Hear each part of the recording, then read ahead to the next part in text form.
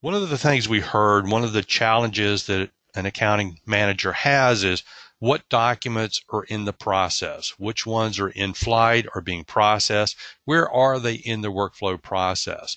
So within the Compass solution, we now have a dashboard. So this dashboard gives you a 360-degree view of everything that is within the Compass solution, what invoices are out there, where they are in the process, what job they're related to, what the invoice due date is. So again, from an accounting manager standpoint, you can take a very quick view of where those invoices are in the system.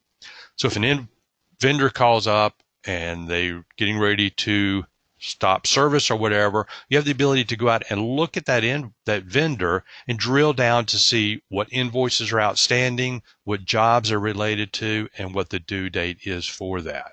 So again, if you want to be able to go out and look for all of the all of the invoices related to a specific job, you can simply click on that job number. It will show you all of the invoices and the vendors that those are associated with.